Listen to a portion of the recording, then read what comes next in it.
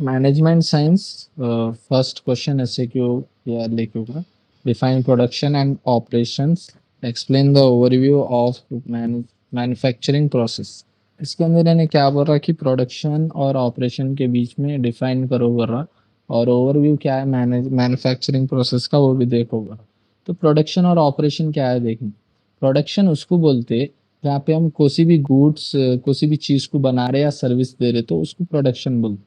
इसके अंदर जो है सो अपने को इनपुट देना रहता है जैसा कि रॉ मटेरियल हो गया, लेबर हो गया और कैपिटल हो गया। उससे अपन क्या करते हैं एक फाइनेंस टेक गुड्स या कुछ भी बना के हम एक सर्विसेज प्रोवाइड करते हैं।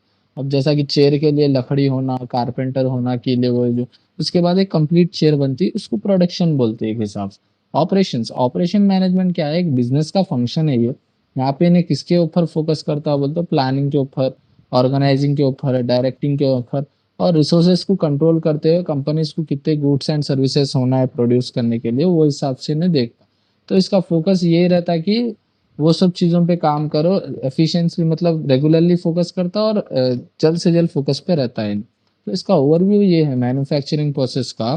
मैन्युफैक्चर प्रोसेस जो है सो बहुत सारे चीज़ों से गुजरता है जैसा कि रॉ मटेरियल को फाइनेंस गुड में बनाने के लिए।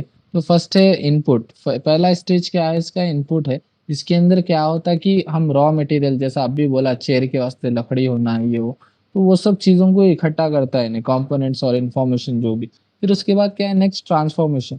इसके अंदर इन्हें मैन्युफैक्चर प्रोसेस के अंदर इनपुट्स को जो जो इन्हें लिए हुआ है उसको कन्वर्ट करता वेरियस प्रोसेस के अंदर जैसा कि मशीनरी के ऊपर, मशीनरी असेंबल करना उसको चेयर्स को, या फिर केमिकल प्रोसेसिंग के थ्रू या कोई से भी उसका प्रोसेस जो रहता है उसके अंदर इन्हें ट्रांसफॉर्म करता है इसको मतलब काम करता है वो चीज़ के ऊपर जमा करे बाद में।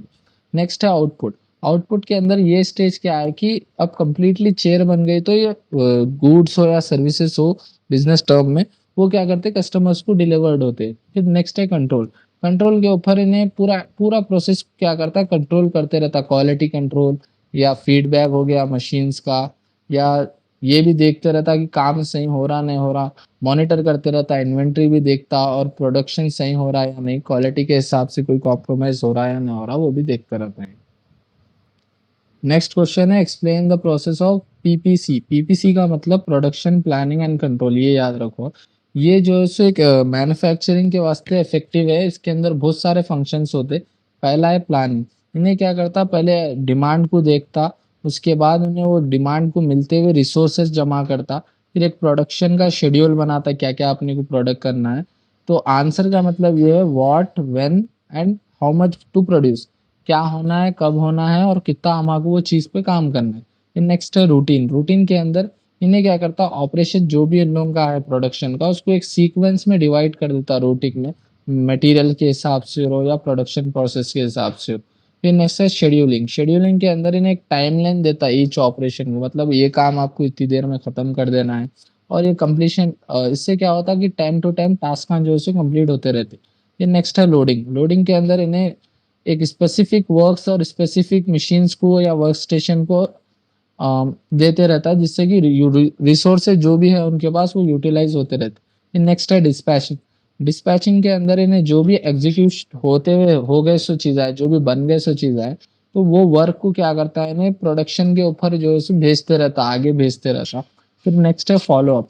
फॉलोअप के अंदर जैसा कि मॉनिटरिंग करना प्रोसेस को, या फिर क्या कहाँ कहाँ अपन लैग कर रहे, प्रॉब्लम कहाँ फेस हो रही वो भी देखते रहना, उसके हिसाब से करेक्टिव एक्शंस भी लेना और प्लान सही हो रहा है या नहीं हो रहा वो भी देखते रहना।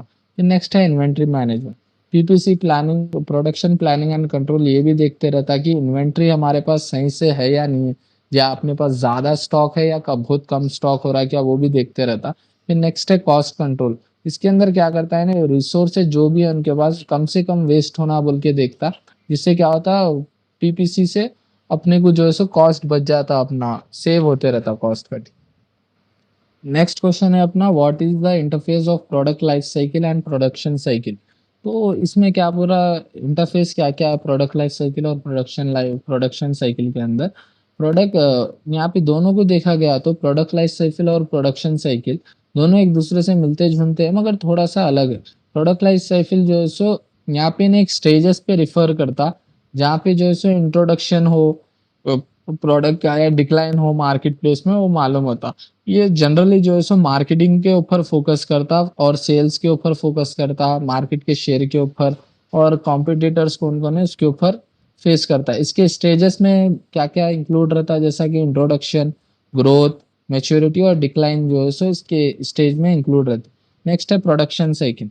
इन्हें रिफर्स करता है ऐसे स्टेट को जहाँ पे मैन्युफैक्चर होना, प्रोडक्ट जो बन रहा है उसके ऊपर रिफर करता, रॉ मटेरियल्स को देखते हुए और जो है सो फाइनेंस्ड गुड को कन्वर्ट करते हुए वो इन्हें रिफर करता है इसके अंदर। और इसका प्राइमरी जो गोल रहता है इसका मैनेजमेंट के ऊपर फोकस करना और जल्द से जल्द काम होना और रिसोर्सेज जो भी है उसका सही यूटिलाइजेशन होना और प्रोडक्शन प्रोसेस के ऊपर काम करता। इसके स्टेजेस में जो टिपिकली इन्वॉल्व रहते वो है इनपुट, रॉ मटेरियल्स का इनपुट है क्या नहीं, ट्रांसफॉर्मेशन, वो प्रोसेस चल रहा है नहीं चल रहा, आउटपुट हो रहा है या नहीं हो रहा फिनिश्ड गुड का, ये है इसके। अब इसका इंटरफेस क्या है, इंटरफेस के अंदर इसके demand forecasting, product life cycle जो है सो डिमांड के ऊपर इन्फ्लुएंस करते रहता। जैसा कि एक प्रोडक्ट मूव हुआ, बहुत सारे स्टेजेस से मूव होता तो चेंजेस होते रहते डिमांड में। प्रोडक्शन प्लान हमेशा जो है सो ये चेंजेस को एक्सेप्ट करते रहता, इसको अडाप्ट करते रहता। नेक्स्ट है प्रोडक्शन कैपेसिटी। प्रोडक्शन कैपेसिटी के अंदर ये स्टेज के दौरान प्रोडक्ट लाइफ साइकिल के अंदर प्रोडक्शन हमेशा इंक्रीज होता है कैपेसिटी के हिसाब से और उनके डिमांड को जो है सो मीट करते रहता है। डिक्लाइन स्टेज में प्रोडक्शन में जो है सो आपको सेल्स डाउन होते हुए भी दिखती। प्रोडक्शन मॉडिफिकेशन, ये एक मैच्योरिटी स्टेज है जहाँ पे प्रोडक्ट को जो है सो मॉडिफाई करते, बहुत सारे पुराने प्रोडक्ट की लाइफ साइकिल को देखते हुए यहाँ क्या है, प्रोडक्ट जो है सो प्रोडक्शन जो है सो फ्लेक्सिबल रहता और चेंजेस भी इसके हिसाब से होते रहते इसके अंदर। फिर नेक्स्ट है कॉस्ट मैनेजमेंट। यहाँ पे प्रोडक्शन हमेशा एक एफिशिएंसी रहता है, बहुत क्रूशियल स्टेज रहता है डिक्लाइन स्टेज के लिए कि कॉस्ट को हमेशा ना रिड्यूस करने को देखते जिससे कि उनकी प्रॉफिटेबिलिटी जो है सो ज़्यादा से ज़्यादा हो। फिर इन्वेंट्री मैनेजमेंट, इन्वेंट्री मैनेजमेंट के अंदर इन्वेंट्री लेवल्स हमेशा मैनेज करते हुए चलते, जैसा कि सेल्स क्या आ रही, फोरकास्ट हैवी मतलब ज़्यादा डिमांड आ रहा है या नहीं आ रहा, जो वो हिसाब से इन्वेंट्री ना देखते हुए चलते रहते। नेक्स्ट है अपना what is the process design, explain about project, job, batch, assembly and continuous process. तो प्रोसेस डिजाइन के अंदर क्या है, प्रोसेस डिजाइन एक प्लानिंग इन्वॉल्व करता है जहाँ पे ऑर्गेनाइज करता है इन्हें थोड़े एक्टिविटीज को एक सीक्वेंस में मतलब लाइन वाइज ऑर्गेनाइज करता है जहाँ पे गुड्स और सर्विसेज प्रोड्यूस होते। इन्हें बहुत सारे चीज़ें पे इनपुट्स पे फोकस करता है और आउटपुट्स पे, जैसा कि टाइप्स ऑफ प्रोसेस के अंदर रहता है कि project project process, project purpose process के अंदर इन्हें क्या करता है, यूनिक चीज का इस्तेमाल करते हुए लार्ज स्केल पे काम करता है, जैसा कि हार्ड प्रोजेक्ट्स हो गया और सर्विसेज। एग्जाम्पल के तौर पे एक ब्रिज बनाना है या डेवलपमेंट सॉफ्टवेयर पे, उस पर क्या करता है, इन्हें कैटेगराइज क्या करता है, लो वॉल्यूम पे कैटेगराइज करता है और हाई कस्टमाइजेशन पे ज्यादा इन्हें फोकस करते रहता, जिससे कि लॉन्ग लीड टाइम इसको मिलता। फिर जॉब प्रोसेस, ये स्मॉल स्केल पे होने वाली चीज है, यहाँ पे कस्टम मेड प्रोडक्ट्स और सर्विसेज के हिसाब से काम होता है, जैसा कि कस्टम फर्नीचर बनाना हो, टेलर मेड क्लॉथिंग हो, तो यहाँ कस्टम ही काम होता है, जैसा काम सामने वाले को हो ना वो हिसाब से काम होता है। नेक्स्ट है बैच प्रोसेस। बैच प्रोसेस के अंदर यहाँ पे जो है सो प्रोडक्शन मॉडर्न वैल्यूम जो है सो कम रहता, दूसरे प्रोडक्ट्स और सर्विसेज से सिमिलर ही रहता है, जैसा कि बेकरी गुड्स हो गया, प्रिंटेड मटेरियल्स हो गया। यहाँ पे इन्हें मॉडरेट वॉल्यूम पे फोकस करता और साथ ही साथ प्रोडक्शन इसका सही तरीके से वेराइटीज से रन होना है नहीं वो देखते रहता है।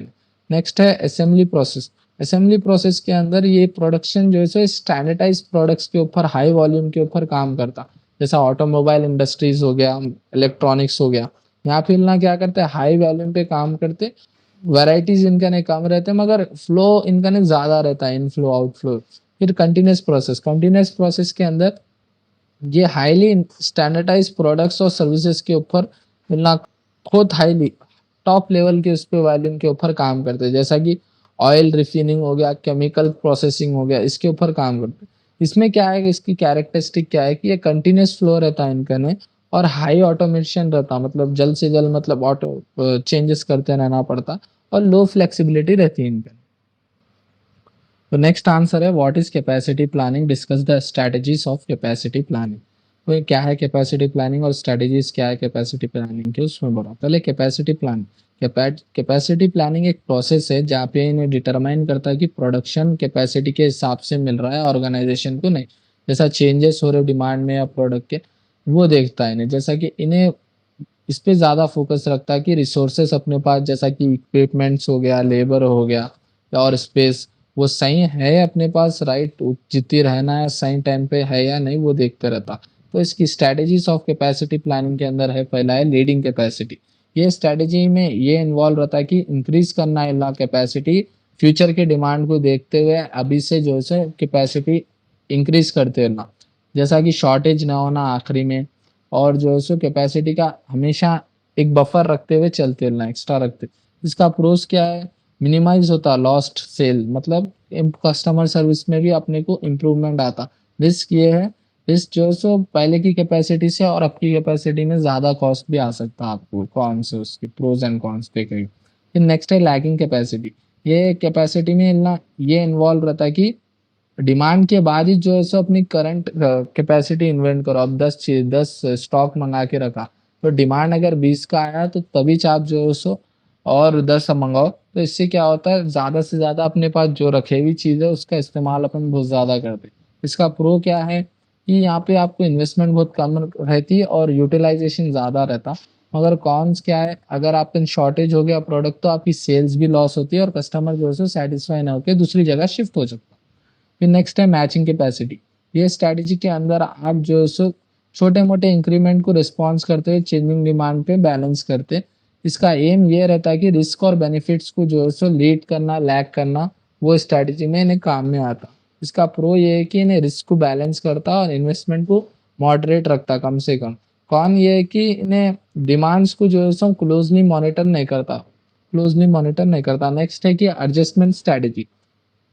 ये स्ट्रैटेजी के अंदर इन्हें ये अश्योर करता है कि जैसा कि ओवर टाइम और टेम्पररी वर्कर्स या सब कॉन्ट्रैक्टिंग या लीज इक्विपमेंट्स को जो है सो अपन कम से टाइम से लिए हैंडल कर सक रहे या डिमांड के चेंज के हिसाब से नहीं, वो देखता। इसकी प्रोज ये है कि फ्लेक्सिबिलिटी बहुत ज़्यादा रहती और ऑपरेशनल कॉस्ट, इसका कौन ये है कि ऑपरेशनल कॉस्ट आपको ज़्यादा पड़ता। नेक्स्ट क्वेश्चन अपना है, what is plant location, what are the factors influencing on plant location. Plant location क्या है और फैक्टर्स क्या है इन्फ्लुएंस करने प्लांट लोकेशन के लिए, वो देखिए। प्लांट लोकेशन का मतलब ये है कि एक स्ट्रैटेजिक एक डिसीजन लेते जहाँ पे जियोग्राफिकल साइट को और कंपनी के मैन्युफैक्चरिंग और प्रोडक्शन फैसिलिटी रहती है वहाँ पे, मतलब दूर एक सही जगह पे जो है एक फैक्ट्री के तौर पे जो है प्लांट का एक लोकेशन रहता। यहाँ पे इसका एम ये रहता कि कम से कम कॉस्ट में ज़्यादा से ज़्यादा ऑपरेशन होना, मतलब प्रोडक्शन या जो भी होना है। तो फैक्टर्स क्या इन्फ्लुएंस करे प्लांट लोकेशन को, तो पहला फैक्टर ये है प्रोमैक्सिटी ऑफ रॉ मटेरियल। यहाँ पे क्या होता है, कम से कम ट्रांसपोर्टेशन कॉस्ट लगता है आपको और सप्लाई जो है सो रेगुलरली रहती, प्रॉब्लम नहीं आती। नेक्स्ट है प्रोमैक्सिटी टू मार्केट। यहाँ पे क्या होता है, डिस्ट्रीब्यूशन कॉस्ट जो है सो ये भी कम लगता और टाइमली जो है सो डिलीवरी हो जाती कस्टमर्स को। फिर अवेलेबिलिटी ऑफ लेबर, यहाँ पे स्किल्ड और अफोर्डेबल वर्कफोर्स पे आपको काम मिलता। और नेक्स्ट है ट्रांसपोर्टेशन इंफ्रास्ट्रक्चर। यहाँ पे रोड्स, रेल और पोर्ट्स की फैसिलिटी आपको मिलती, जहाँ पे जो है सो आपका गुड्स आप इंटर सिटी या आउटर सिटी या आउटर कंट्री भी आप जो है इजीली उसको भी जा सकते। फिर अवेलेबिलिटी ऑफ यूटिलिटी, यहाँ पे आपको सप्लाई ऑफ वाटर भी मिलता है, इलेक्ट्रिसिटी मिलती है और वो सारे दूसरे एसेंशियल सर्विसेज भी मिलती है। नेक्स्ट है government policy and incentives.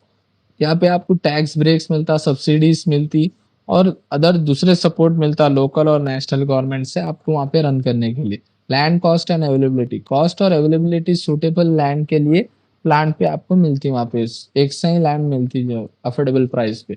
Environmental regulation, यहाँ पे क्या होता है, लोकल से, स्टेट से और फेडरल एनवायरमेंटल लॉ से आप बच जाते क्योंकि आप स्टेट्स के सिटी के आउटकट में आप रख रहे, तो वहाँ पे आपको इतनी परेशानी ना होती। नेक्स्ट है कम्युनिटी एंड सोशल फैक्टर्स।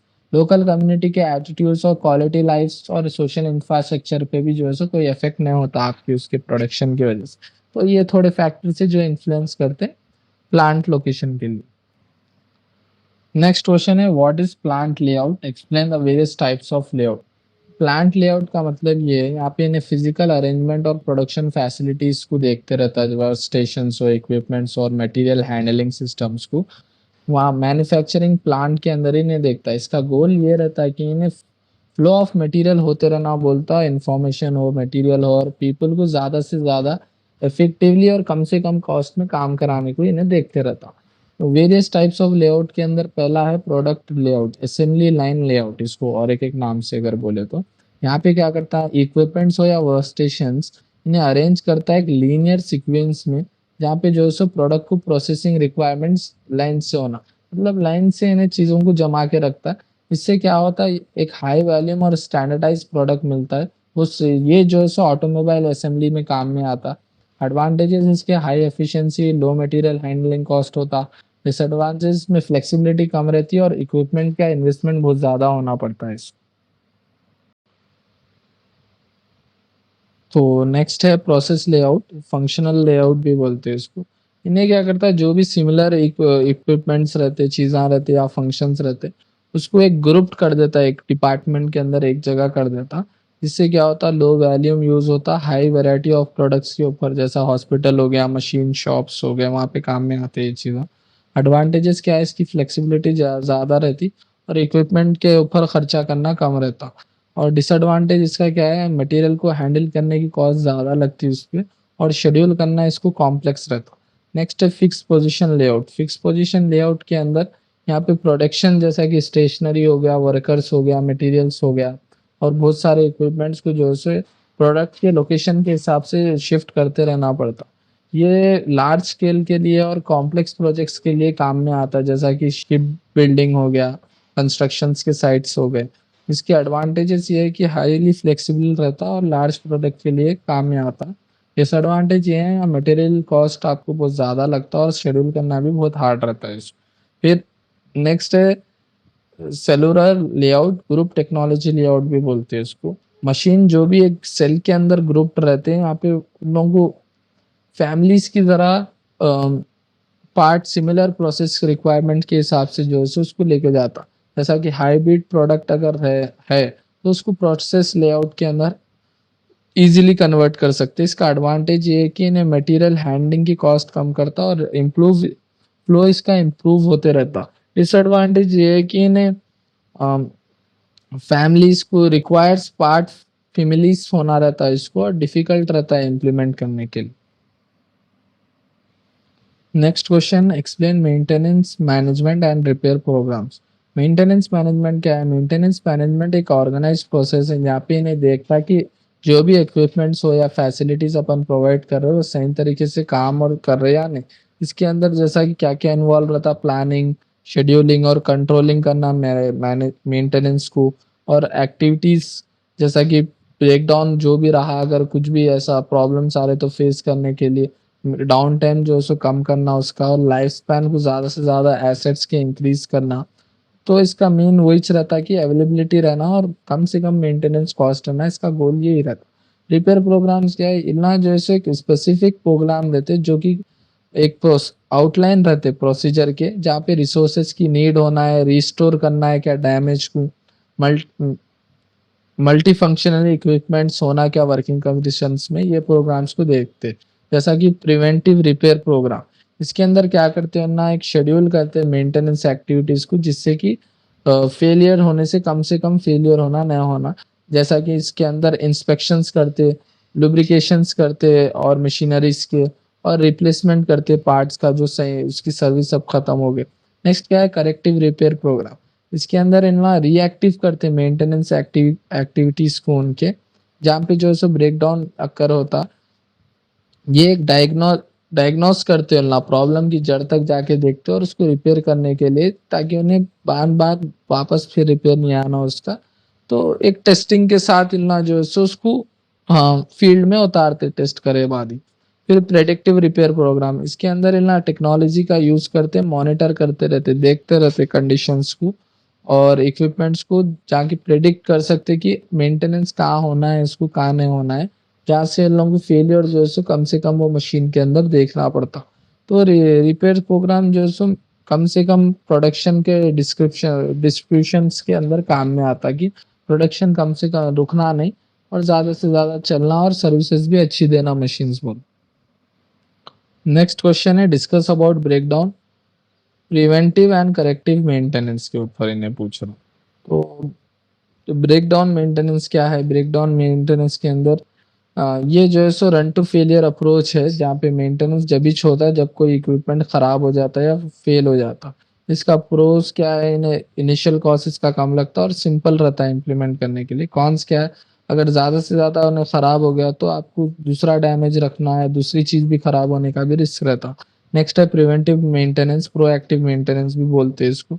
इसके अंदर इन्हें शेड्यूल करते रहता एक्टिविटीज को हो या रेगुलर इंटरवल्स हो, जहाँ पे इन्हें ब्रेक डाउन हो रहे हैं नहीं मालूम होता। इसका प्रो क्या है कि डाउन टाइम होना बहुत कम होता और इक्विपमेंट्स का जो भी मशीनरी से उसके लाइफ स्पैन बनते और सेफ्टी रहती और लॉन्ग टर्म्स के लिए कम से कम कॉस्ट में होता। मगर इसका कौन क्या है? इसकी जो है सो प्लानिंग होना, शेड्यूलिंग होना और पोटेंशियल और अननेसेसरी मेंटेनेंस इसमें जाता ज़्यादा। फिर नेक्स्ट है करेक्टिव मेंटेनेंस। यहाँ पे इस टाइप का मेंटेनेंस है कि यहाँ पे जो है सो इन्हें रिस्टोर करता है एक्सेप्टेबल कंडीशंस के ऊपर, जो है सो इन्हें काम करते रहता।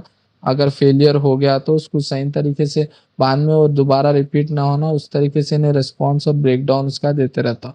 रोज क्या है, यहाँ पे बहुत सा ज्यादा चांस है कि इन्हें बाद में ब्रेकडाउन नहीं होता, मगर कॉन्स क्या है, स्टिल हो भी सकता है इन्हें ब्रेकडाउन अगर फेलियर फिर से कर हुआ तो।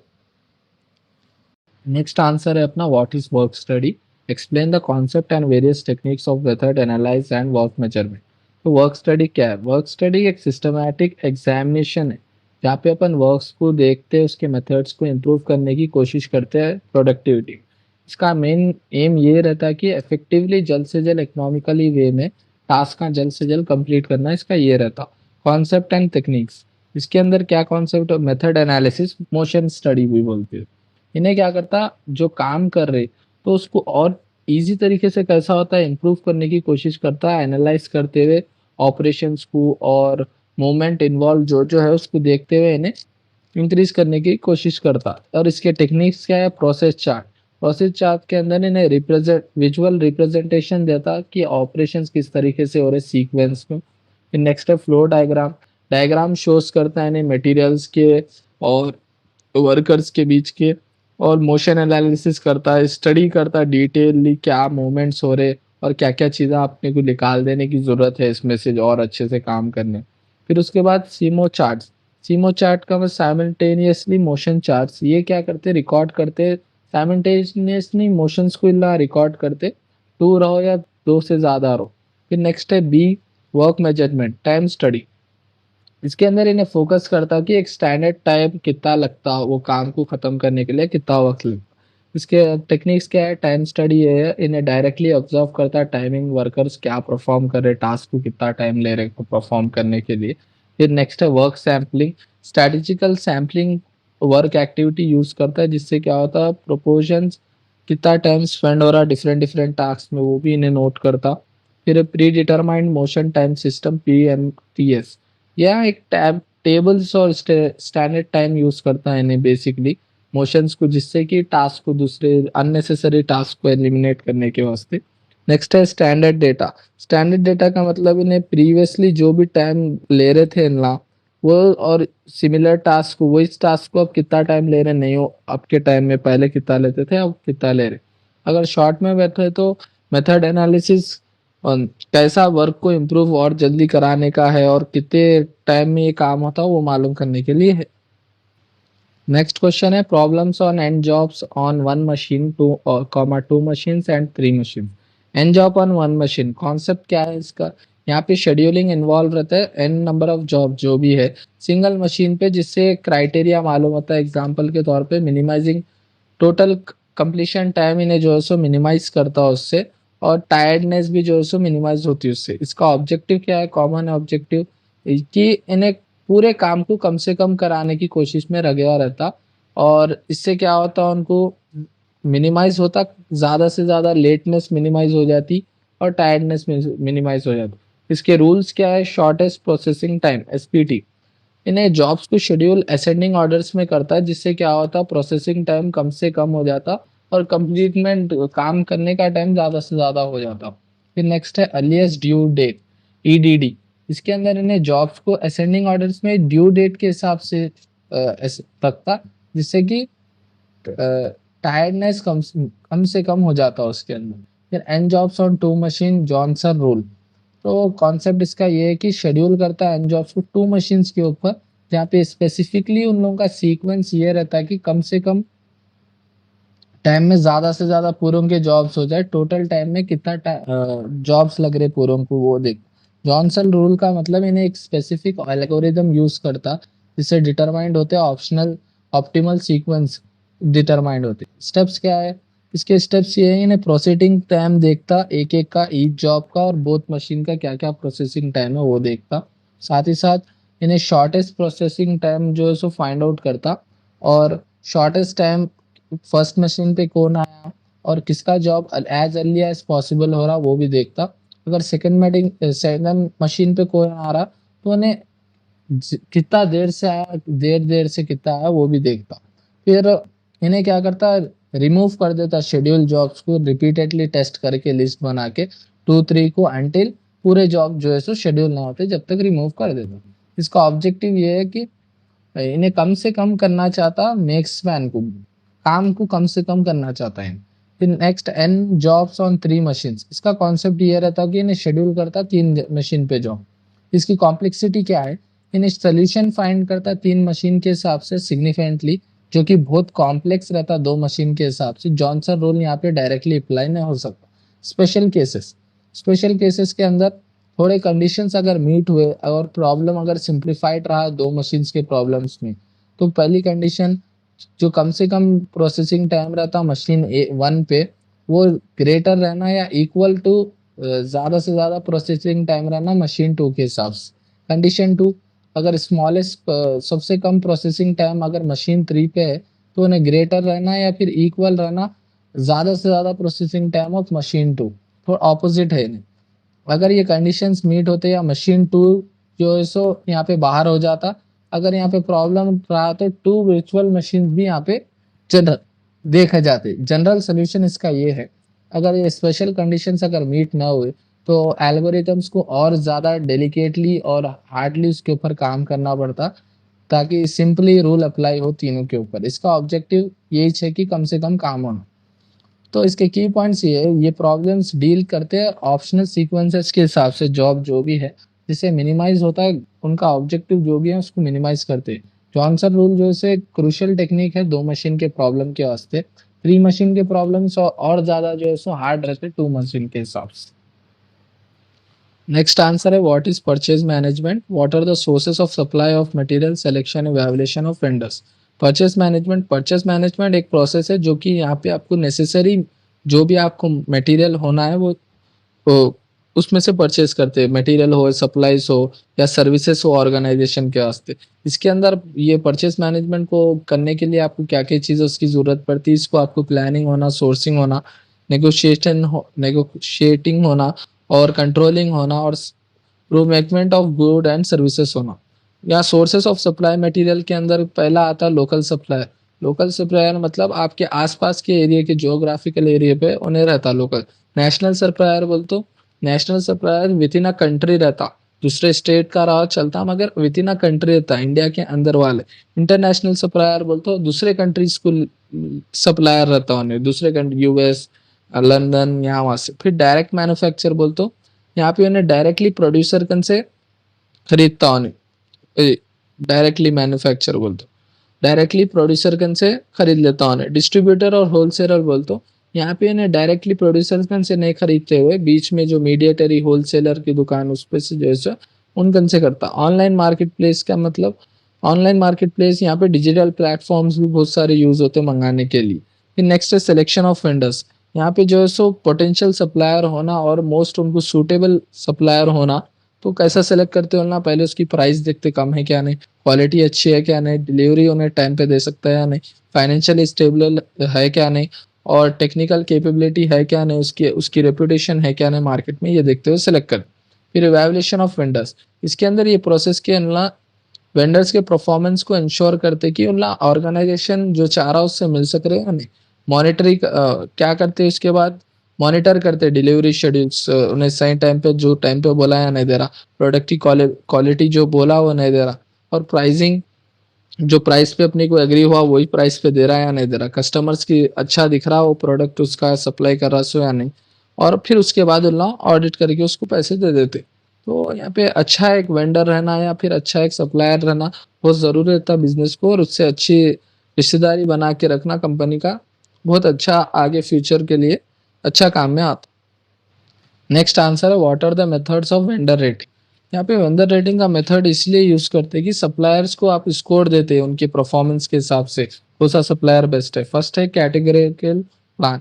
यहाँ पे सिंपल मेथड है, यहाँ पे आप उसकी क्वालिटेटिव रेटिंग देते हैं, जैसा एक्सेलेंट है, गुड है, फेयर है या पुअर है, बेस्ड की उसके फैक्टर्स को देखते हैं, जैसा क्वालिटी, डिलीवरी, सर्विस टाइम पे दे रहा है ना, उसके हिसाब से आप उसको रेटिंग देते हैं।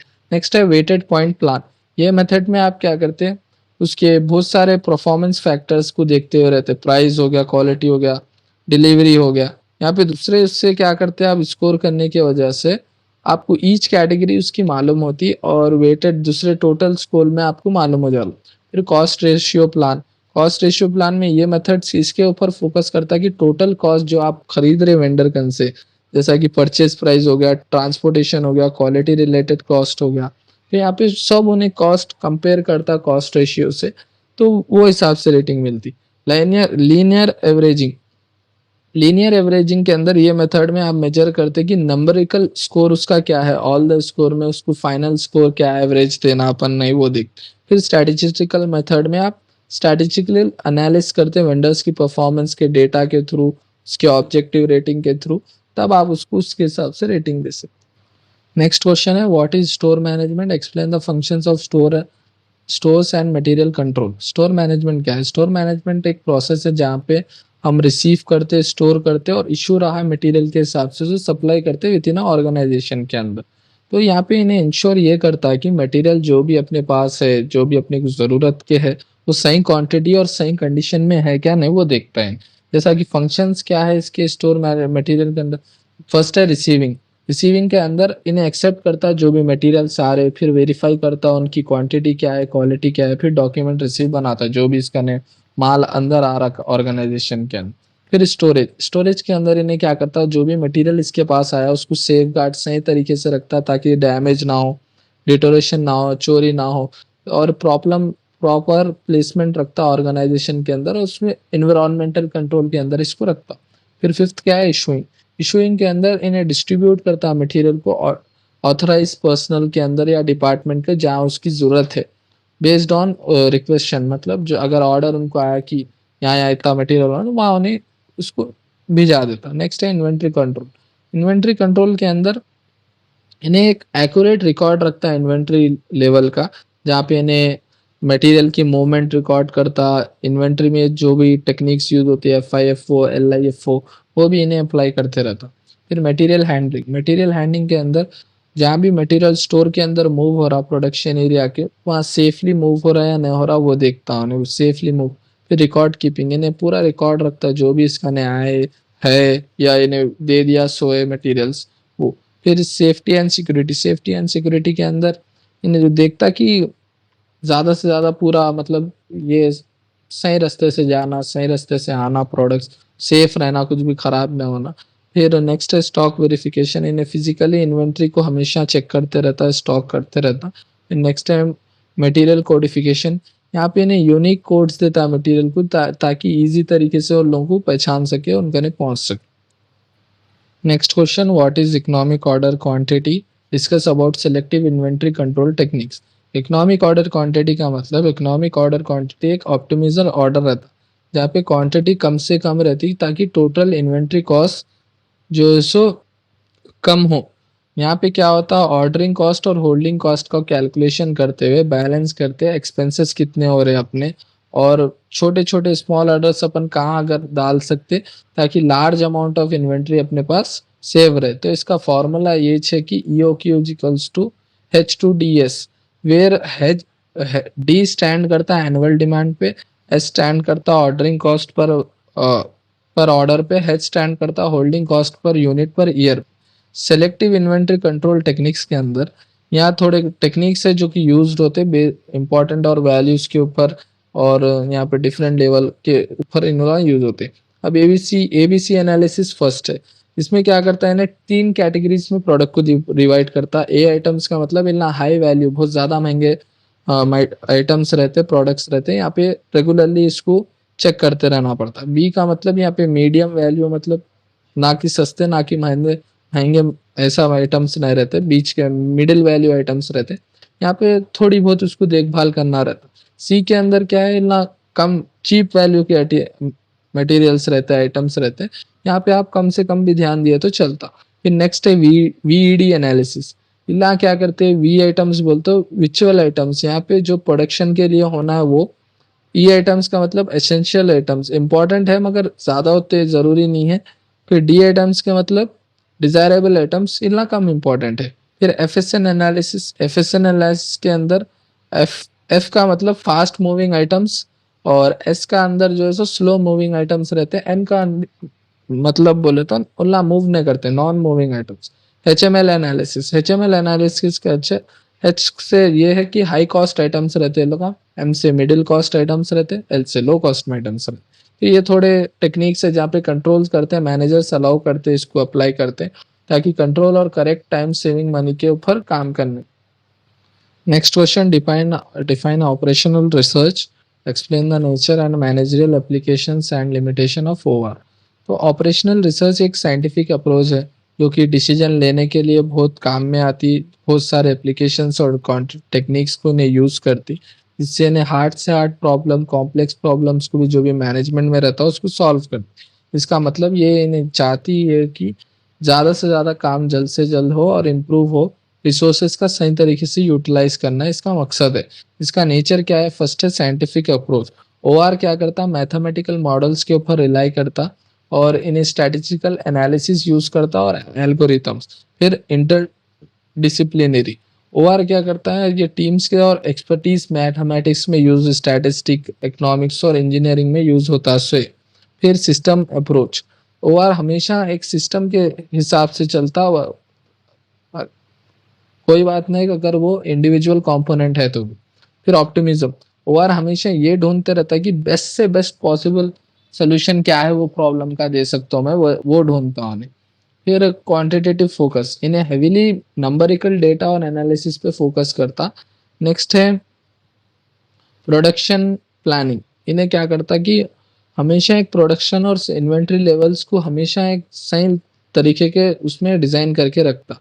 रिसोर्स एलोकेशन, जैसा कि इन्हें रिसोर्सेज भी सही तरीके से देता, लेबर हो, इक्विपमेंट हो, और जल्द से जल्द देता। नेक्स्ट है ट्रांसपोर्टेशन एंड लॉजिस्टिकली, इन्हें कम से कम ट्रांसपोर्टेशन कॉस्ट होना बोलता और डिलीवरी रूट्स भी सही तरीके से, शॉर्टकट तरीके से डिजाइन करता। फाइनेंशियल प्लानिंग, मैनेजिंग इन्वेस्टमेंट जो है सो हमेशा इन्हें मैनेज करता और कैश फ्लो भी मैनेज करता। फिर प्रोजेक्ट मैनेजमेंट, इन्हें प्रोजेक्ट के एक्टिविटीज को और सब चीज़ों को एक शेड्यूल के हिसाब से कंट्रोल करते रहता। मार्केटिंग के अंदर इन्हें एडवर्टाइजमेंट हो या सेल्स की स्ट्रेटेजीज हो, इसके ऊपर भी ध्यान देते रहता। सप्लाई चेन मैनेजमेंट, इन्हें फ्लो ऑफ द गुड्स को भी ऑप्टिमाइज करता। मैनेज, ये थे मैनेजरियल एप्लीकेशन। नेक्स्ट है लिमिटेशन। लिमिटेशन के अंदर इन्हें क्या है, कॉम्प्लेक्सिटी, इन्हें रियल वर्ल्ड प्रॉब्लम्स को सॉल्व करने के लिए बहुत कॉम्प्लेक्स रहता और डिफिकल्ट रहता है इसको एक्यूरेटली मॉडल बनाने का ऊपर। अजम्पशंस, ओआर मॉडल हमेशा एक सिंप्लीफाइंग अजम्पशन के ऊपर काम करते जो कि हमेशा ट्रू नहीं होते। फिर नेक्स्ट है डाटा रिक्वायरमेंट, ओआर को जो है सो हमेशा एक एक्यूरेट रिलायबल डेटा होना पड़ता जो कि हमेशा अवेलेबल उसके पास भी न रहता। फिर नेक्स्ट है इम्प्लीमेंटेशन चैलेंजेस, इसके अंदर ओआर सोल्यूशन दे तो सकता मगर डिफिकल्ट रहता उसको इम्प्लीमेंट करना, क्योंकि लैक ऑफ रिसोर्सेस अपने पास उतने नहीं रहते, इसलिए उसको इम्प्लीमेंट करना डिफिकल्ट रहता। इन्हें फोकस ऑन क्वांटिफिकल फैक्टर्स, ओआर हमेशा क्वांटिफिकल फैक्टर्स को नेग्लेक्ट करता और क्वालिटी एक्सेप्ट्स को नेग्लेक्ट करता। कॉस्टली, यहाँ पे जो है सो डेवलप करना और इम्प्लीमेंट करना ओआर को बहुत ज़्यादा एक्सपेंसिव हो जाता। Next answer, discuss about types of operational research model. Operational research model बहुत तरीके से कैटेगराइज करते हैं, जैसा कॉमनली है mathematical programming model.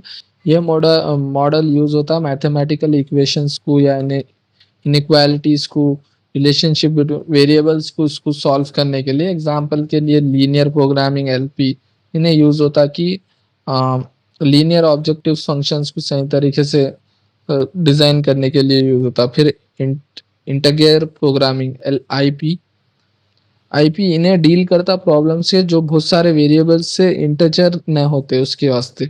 Non linear programming NLP इस पे इन्हें हैंडल करता वो प्रॉब्लम्स को जो नॉन लीनियर एक्टिविटी ऑब्जेक्टिव भी रहते साथ ही साथ फंक्शंस और कॉन्स्टेंट भी रहते। फिर प्रोबेबिलिस्टिक मॉडल्स, स्टोकेस्टिक मॉडल्स भी बोलते हैं इसको। तो ये मॉडल्स इनकॉर्पोरेट अनसर्टेनिटीज के वास्ते बने हुए, सडनली कुछ भी हुआ तो। एग्जाम्पल क्यूइंग मॉडल इन्हें वेटिंग लाइन मालूम करता और सर्विस सिस्टम मालूम करता। साइमल्टेनियस सिमुलेशन मॉडल्स ये इन्हें कंप्यूटर्स का सिमुलेशन यूज करते हुए कॉम्प्लेक्स सिस्टम से भी डील करने को मार होता। फिर मार्कोस चेन ये जो सो ट्रांजिशन बनाता है स्टेज से और प्रोबेबिलिटीज से। नेटवर्क मॉडल ये मॉडल रिप्रेजेंट करता है नेटवर्क्स को और बहुत सारे एकर्स को। एग्जाम्पल ट्रांसपोर्टेशन मॉडल हो गया जिसमें फ्लो ऑफ गुड्स सोर्सेस सही तरीके से डेस्टिनेशन तक हो रहे हैं या नहीं। असाइनमेंट मॉडल किसको क्या टास्क असाइन करना वो भी देखता। क्रिटिकल पाथ मेथड के अंदर CPM and PERT plan and control project schedules भी इन्हें देखता। फिर इन्वेंट्री मॉडल है इसमें। इन्वेंट्री मॉडल के अंदर इन्हें इन्वेंट्री लेवल्स को और ऑर्डरिंग पॉलिसीज को देखता है जैसा EOQ economic order quantity model, safety stock model. Decision analysis model इसमें जो है इन्हें हेल्प करता है अनसर्टेनिटी के वास्ते, जैसा कि डिसीजन ट्रीज इन्हें विजुअलाइज करता और एनालाइज करता डिसीजन को बिफोर उसको पहले से लेने से। और उसके बाद गेम थियोरी में इन्हें क्या करता है इंटरेक्शन करता है डिसीजन मेकर्स के वास्ते। Next question, what is linear programming?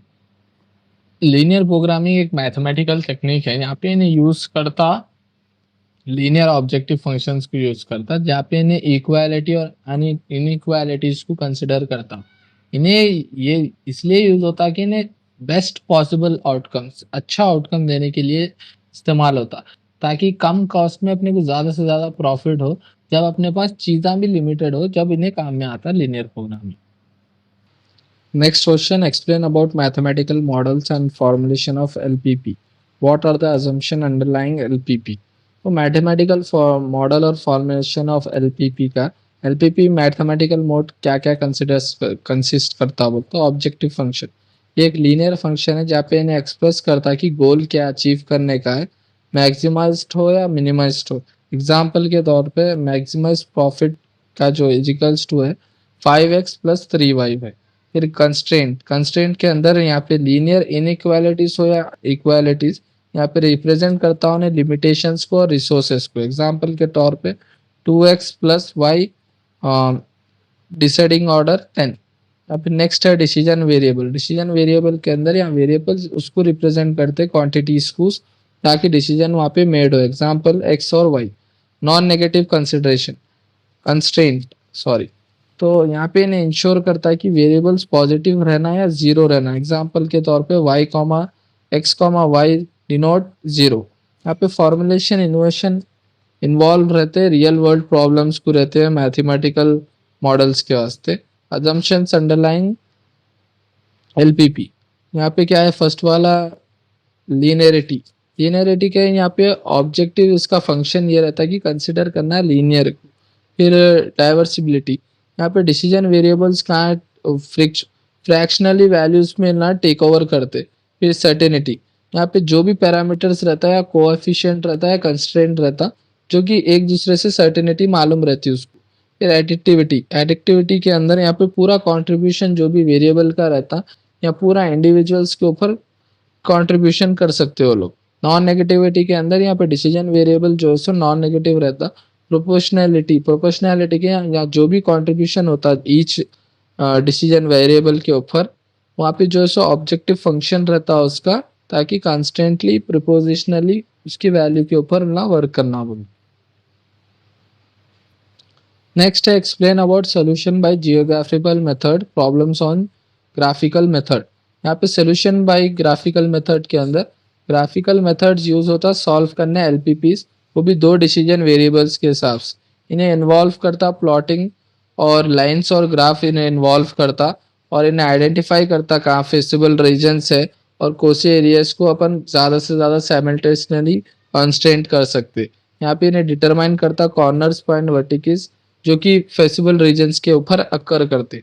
फिर इन्हें वैवलेट करता हर ऑब्जेक्टिव फंक्शंस को हर कॉर्नर के पॉइंट्स में फिर इन्हें सेलेक्ट करता कॉर्नर के पॉइंट्स को, ताकि ऑप्टिमल वैल्यू मैक्सिमम और मिनिमम वो फंक्शन के बारे में पता होना अपने को बोल के।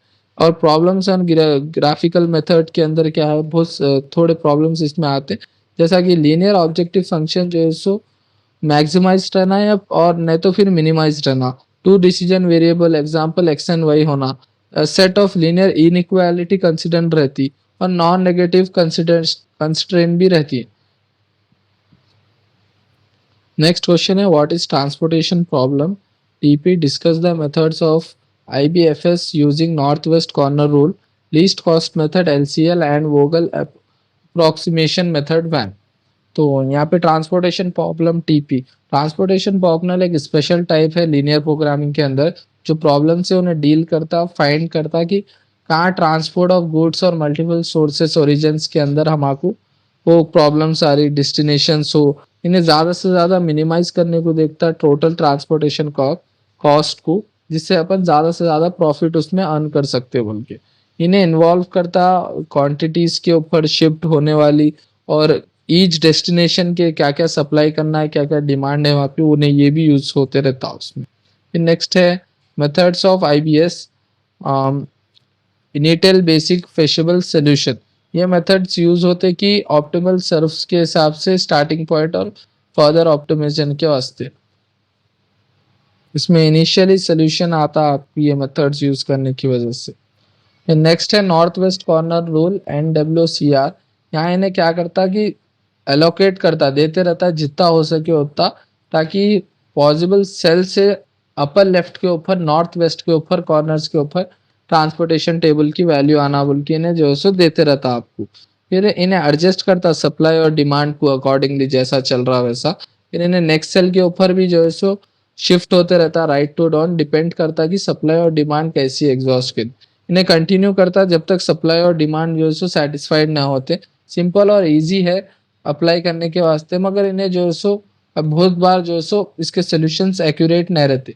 फिर लीस्ट कॉस्ट मेथड LCM, इन्हें क्या करता है, एलोकेट करता है एज मच एज पॉसिबल, जिसमें अपन कम से कम ट्रांसपोर्टेशन कॉस्ट के अंदर इन्हें पूरा टेबल देखते रहता, जहाँ पे एडजस्ट करता सप्लाई रहो या डिमांड रहो अकॉर्डिंगली, जिसमें इन्हें रिपीटेड प्रोसेस को बार बार रिपीट करते रहता, सेलेक्ट करते रहता लोएस्ट कॉस्ट सेल के वास्ते, जिसमें सप्लाई और डिमांड हमेशा जो है सेटिस्फाइड रहती।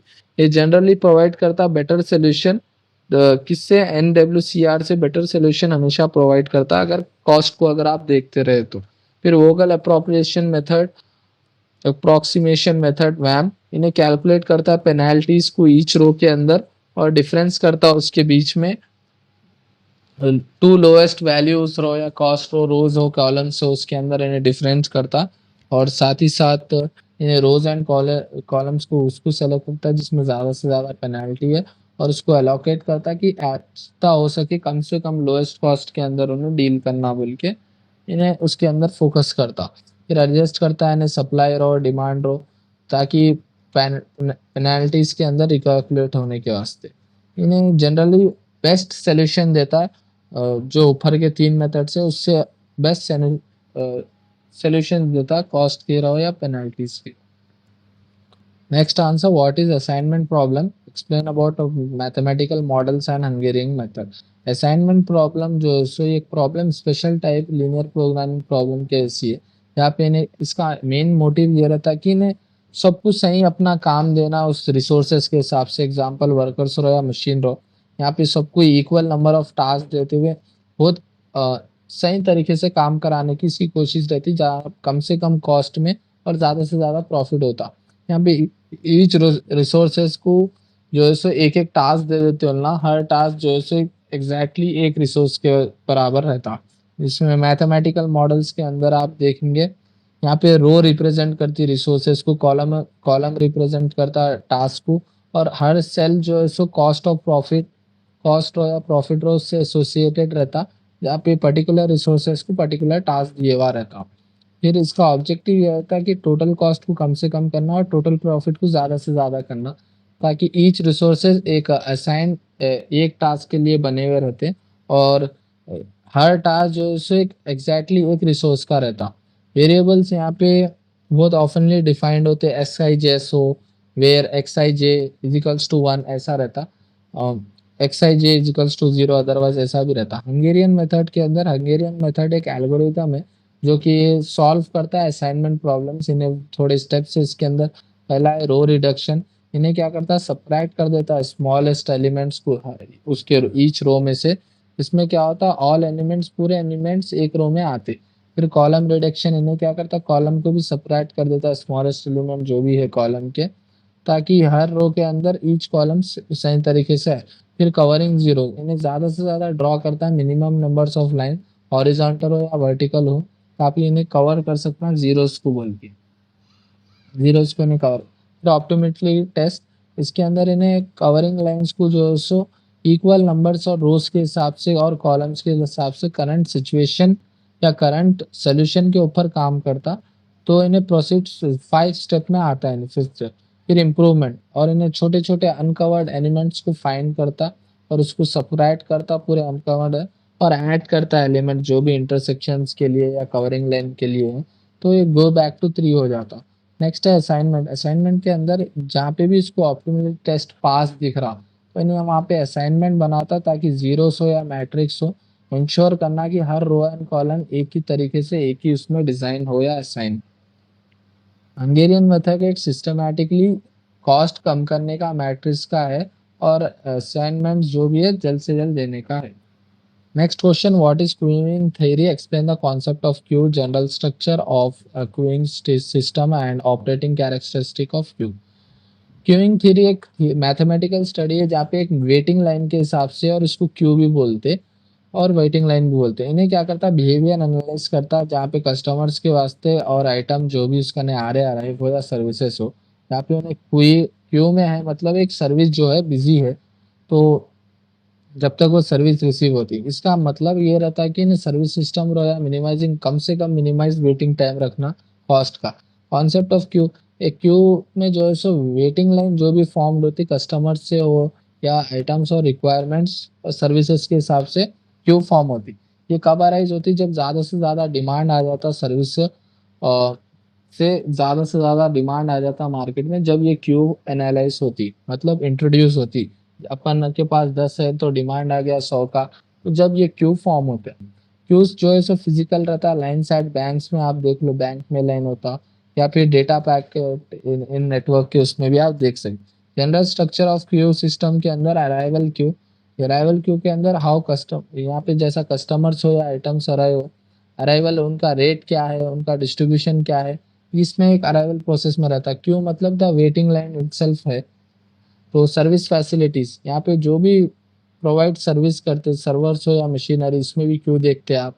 सर्विस प्रोसेस के अंदर यहाँ पे जो भी सर्विसेज आपको प्रोवाइड कर रहे, सर्विस रेट और सर्विस डिस्ट्रीब्यूशन, उसके अंदर भी देखते हैं। क्यू डिसिप्लिन के अंदर ये एक रूल है जिसमें डिटरमाइन करता ऑर्डर जो भी कस्टमर दे रहा सर्व करो। इसमें एग्जाम्पल के तौर पे FIFO, LIFO के अंदर। ओपनिंग कैरेक्टरिस्टिक्स ऑफ क्यू के अंदर थोड़े बहुत मेजर्स आप देख सकते हैं परफॉर्मेंस के ऊपर क्यू सिस्टम लेता। एवरेज वेटिंग टाइम, इसमें क्या है, एवरेज टाइम कस्टमर स्पेंड कितना कर रहा है क्यू में ठहरने के लिए। एवरेज सिस्टम टाइम W, इसके अंदर एवरेज टाइम कस्टमर स्पेंड कितना कर रहा है वो सिस्टम में वेट करने के लिए, उल्टा बजाय सर्व करने के। फिर एवरेज क्यू लाइन, कितने नंबर ऑफ कस्टमर्स एक क्यू में ठहर रहे। फिर एवरेज सिस्टम लाइन, इसके अंदर कितने नंबर ऑफ कस्टमर एक सिस्टम के हिसाब से चल रहे। फिर यूटिलाइजेशन रेट, यहाँ पे प्रोपोजिशन टाइम और सर्विस फैसिलिटी जो भी रहती है हमेशा बिजी रहती, क्योंकि प्रोबेबिलिटी ऑफ वेटिंग, यहाँ पे जो है सो अराइविंग कस्टमर्स वेट करना पड़ता, या फिर थोड़े बहुत ये कैरेक्टरिस्टिक्स है जो मैनेजर्स को इवेलुएट करते हैं, ताकि उनका सर्विस सिस्टम में उनके सही तरीके से काम कर सकना बोले।